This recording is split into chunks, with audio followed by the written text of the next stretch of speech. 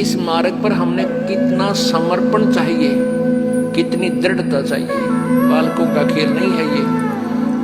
हम एक तो स्वार्थवश लगे रहे, दो चार काम हो गए, एक कार्य नहीं सरा तो मन में दोष आ जाता है, कोई लाभ नहीं हुआ। हमने टारगेट जो बना रखा होता है, अगर वो हो जाए तो हम समझते हैं भगवान ने ठाठ कर दिए। और हो सकता है जिस उद्देश्य से आप परमात्मा से डिमांड कर रहे हो और वो वस्तु आपके लिए आने वाले समय में आपके लिए हानिकारक हो, तो परमात्मा वो आपको देगा नहीं, वो नहीं देगा यदि आप भगवान से की शरण में हो।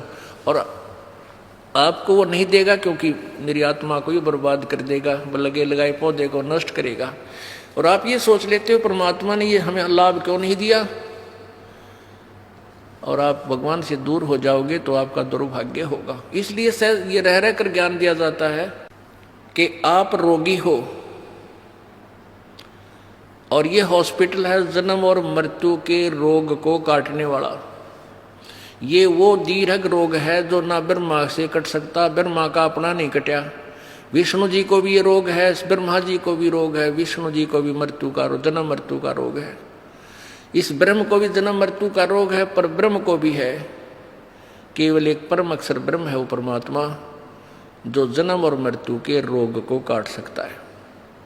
और वो ये हॉस्पिटल है बरवाला आश्रम, सतलोक आश्रम बरवाला। यहाँ पर उस दीर्घ रोग का ऑपरेशन होता है। अब सच परमात्मा के दरबार में आप आगे, जैसे आप हॉस्पिटल चले जाते हो, आज हॉस्पिटल में जाके आप डॉक्टर को अपना रोग बता देते हो, डॉक्टर अपनी जांच करके क्लियर कर लेता है कि हाँ आपको ये रोग है, फिर वो आप कहते हो जी ट्रीटमेंट कर दो। तो उसमें डॉक्टर आपका ट्रीटमेंट करता है, आपका जो है इलाज करता है, तो उसमें आपकी सलाह नहीं लेगा। वो अपने हिसाब से आपको इंजेक्शन लगाना है इंजेक्शन लगाएगा ही लगाएगा, ग्लूकोज लगानी है ग्लूकोज लगाएगा। और यदि ऐसी कोई स्थिति आ गई तो आपका ऑपरेशन भी करेगा। हाँ, इतना अवश्य बता देगा कि इसके ऑपरेशन की आवश्यकता पड़ेगी, बोल तरीके सलाह है। यदि आप कहोगे ऑपरेशन नहीं कराता तो जा अपने घर में मर, ऑब्जेक्शन है तो जा, फिर जाते मरेगा। तो ऐसे ही यहाँ आप आगे, और ये दास डॉक्टर है, परमात्मा कबीर जी की पावर से सारा काम होगा। तो आपको जैसा भी कुछ मिले, जैसा भी मालिक रखे, आपको नो ऑब्जेक्शन होना चाहिए। यानी जो रखे तो ही रहूं मेरा के सारा, खाने जाद खरीद हूँ गुलाम तुम्हारा। परमात्मा जैसे भी आपको रखे, अब चाहे आपको ये दिखे कि हमारे ये हानि होगी, नहीं, हानि नहीं, ना जाने के बड़ा कहर टाल दिया आपका, आप नहीं सोच सकते, आप बालक हो। एक 2000 10,000 रुपये की हानि में आपका 10 लाख का नुकसान टाल देगा परमात्मा। और आप ये सोचोगे कि हमें ये हानि नहीं होनी चाहिए थी, हमने नाम भी ले रखा है, तो ये आपकी गलती है। पुण्यात्माओं,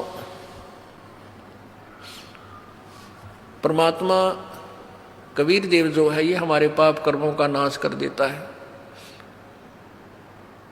अब जैसे आप सोचते हो कि भी हमें ये हानि नहीं होनी चाहिए थी, हमें ये नहीं होना चाहिए था, तो फिर आप इस भक्ति का लाभ प्राप्त नहीं कर सकते।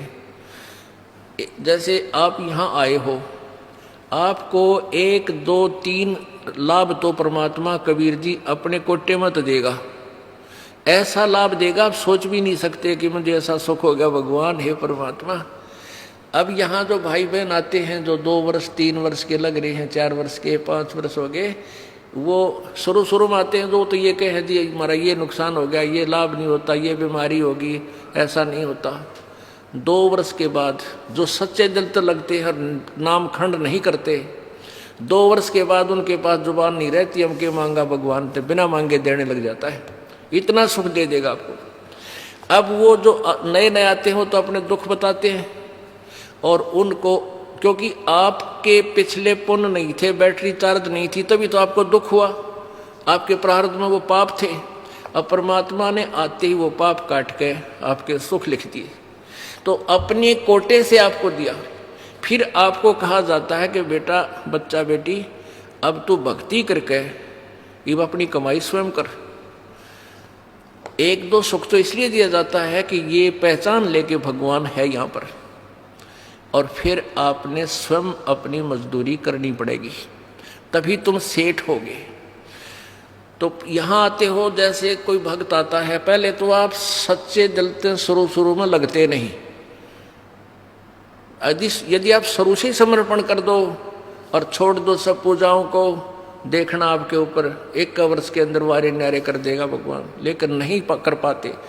उसके लिए काल ने हमें कैसे बांध रखा है, जैसे एक परिवार में एक आदमी नाम ले लिया, एक व्यक्ति ने, और 5 व्यक्ति अनुपासना करने वाले, तो आपके नियम को वो खंड करवा देते हैं, और फिर आपको हानि होनी बराबर रह जाती है, वो लाभ पूरा नहीं मिलता।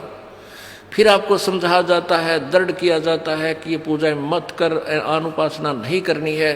परमात्मा कबीर जी कहते हैं 100 वर्ष तक सतगुरु पूजा, एक दिन अनुपासी, वो अपराधी आत्मा फिर पड़े काल की फांसी। 100 वर्ष आपने साधना कर रखी है, परमात्मा की साधना, सत्य साधना, एक दिन अनुपासना कर ली, अन्य देवी देवता या क्रियाक्रम कर दिया, तो तेरा सारा नष्ट हो जाएगा। वो अपराधी आत्मा फिर पड़े काल की फांसी, यानी वो पिछला किया हुआ नष्ट नहीं होगा, लेकिन काल के जाल में फंस गया, नाम टूट गया, और काल फिर तेरे पिछले पुण्य के आधार पर तुझे नचाएगा, स्वर्ग में देवता बना देगा, ब्रह्मा विष्णु महेश बना देगा, पदवी दे देगा, फिर आपकी मलाई जो बैटरी डिस्चार्ज हो जाएगी, फिर गधे की योनि दे देगा, यानी काल की फांसी में फिर रह गया। तो ये साधनाएं आपने जो हम बताते हैं, शुरू में ही प्रारंभ से ही दृढ़ निश्चय करके आओ, और सब आप अनुपासना को और सब मर्यादा जो आप हमारे नियम को भंग करती हैं, इनको तुरंत त्याग दो, और फिर देखना। अब जैसे कोई भक्त आता है, अनजान जो ज्ञान नहीं समझ रहे, वो कहते हैं जी मेरे को ना 4 महीने हो गए नाम लिए न, मेरे को 10 महीने हो गए और मुझे कोई लाभ नहीं हो पा रहा, मैंने पाठ भी करा दिया, ज्योति भी बोल दी। उसके 2 कारण हो सकते हैं। एक तो ये है कि आपने बीच में कोई नाम खंड किया हुआ है, या आपका नाम खंडित है। जब नाम कनेक्शन कट गया तो पावर आएगी नहीं, तो बिजली नहीं आएगी, तो आपके पंखे चले ना कूलर चले। दूसरा ये कारण हो सकता है कि आप जैसे सर्दियों के मौसम में आपने स्वेटर भी पहन रखी है, जूते भी पहन रखे, और फिर भी आपको सर्दी लग रही है, तो क्या कारण है कि सर्दी घनी है। सर्दी घनी है तो उसका क्या उपाय है कि जर्सी और पहन, और जर्सी से भी सर्दी लग रही है तो कंबल और ले। उसका विकल्प यही है, और तरीका नहीं। अब कोई ये कहे कि मैंने स्वेटर भी पहन रखी और फिर भी सर्दी लगती है, क्या फायदा हुआ, मैं तो स्वेटर निकाल कर फेंक देता हूँ, तो वो बोली बूच होगा होता है। अब आपने नाम ले लिया, आपने जोत भी चढ़ा दी, जोत भी लगवा दी, धर्म पाठ भी करवा दिया, और फिर भी आपके ऊपर थोड़ी बहुत आपत्ति है, तो पाप कर्मों की सर्दी बहुत भयंकर है। यदि देखो आपने कंबल ओढ़ लिया, कंबल ओढ़े हुए हो और फिर भी सर्दी लग रही है, तो क्या उस कंबल को फेंक देने से सर्दी खत्म हो जाएगी? नमूनिया होगा। कंबल ने जितना उसकी क्षमता थी उतना प्रोटेक्शन आपका कर रखा है। अगर ये कंबल भी ना होता इतनी सर्दी में तो नमूनिया हो जाता आपको। तो ऐसे ही आपके ऊपर पाप कर्मों की सर्दी घनी है, और इतना कुछ धर्म करने के बाद भी थोड़ा बहुत ठूठा कि हाथ पाँव ठंडे हो रहे हैं, तो क्या नाम छोड़ देने से आपको लाभ हो जाएगा? वो नाम रूपी कंबल को फेंक देने से, धर्म रूपी कंबल को फेंक देने से आपको हानि होगी। उसका तरीका है कि और बढ़ा, रजाई ओढ़नी पड़े, रजाई ओढ़, और आग बाल कर सेंकना पड़े तो आग बाल कर, हाथ पैर सेंक के अपना गर्मी प्राप्त कर। तो ऐसे ही इसी तरह धर्म और बढ़ा, पुण्य बढ़ा, पाठ और कर, जोत चढ़ा। जैसे एक टेबलेट थे, पेट का दर्द ठीक ना हुआ 2 ले, एक दिन बना हुआ तो लगातार 1-1 महीने भी गोलियां खानी पड़ जाती है, जब वो इलाज होगा उसी तरीके से।